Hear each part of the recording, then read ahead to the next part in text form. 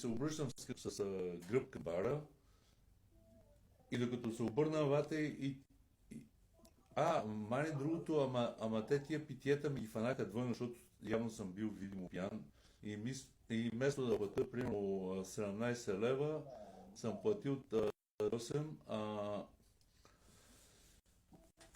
и то ми вика, това е жена ми, ти що говориш с нея? А тя преди малко беше в тоалетната и смъркахме заедно, брато. И аз си аз не мога да ги взема на сериозно и двамата са. Един ми вика, аз съм шеф на дискотеката, другия вика, аз съм шефа на дискотеката, това е жена ми. А тя ми духа преди малко в тоалетната. И сега аз не мога да взема решение, разбирате ли, хора? И викам, тук стана голяма в същото време са ми откраднали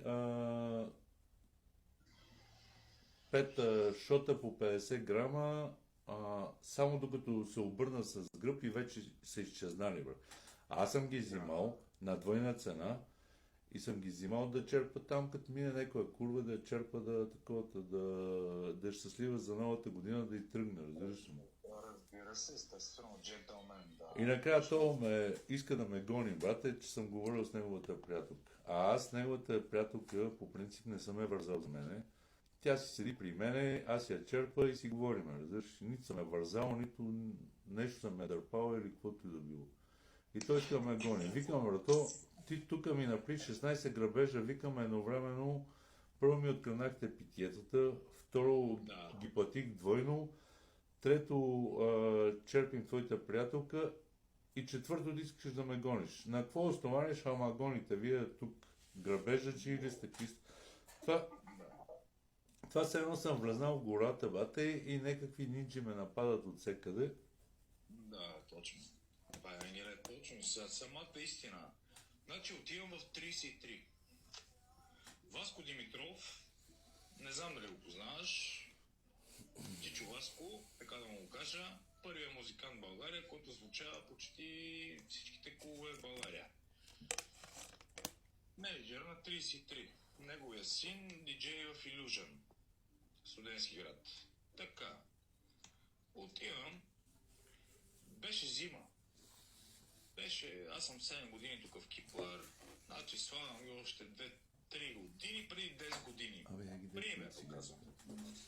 И гледам Емрахчо Стораро. Това беше един маничък суек с гюнаи, братовчет му.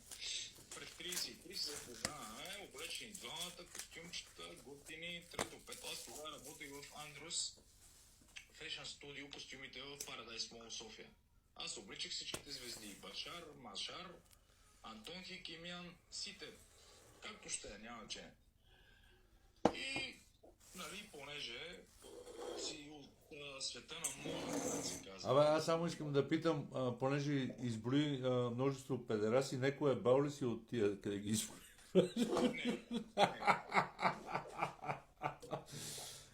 Те всичките педераси, що да ги чукаш, докато си правят костюми и им бърки по газа нещо там. Не съм искал, човек. Не. Той аз не си павам по педераси, по принцип, честно. Не, такива... Тия Андриос май не правят женски дрехи, че тук не изброи. Да, мъже без гърди. Не правят. Имат един магазин. Ходи в женския таковата да им оправиш бикините. Идват при нас мъжете. Но както ще не мога да... Такива неща не мога да правя. Както ще запознавам сега се мракчо вънка пред 33 бара. Не. Трето, пето, вътре фамилия Стораро на Деди Джо, на Пулта, Злата, на Ники Михайлов, тия уния, всеки там събрали са. И той идваше вика вътре, аз бех с една путка в 33, съответно, нали, аз винаги се обаждам на човека, правим резервация, където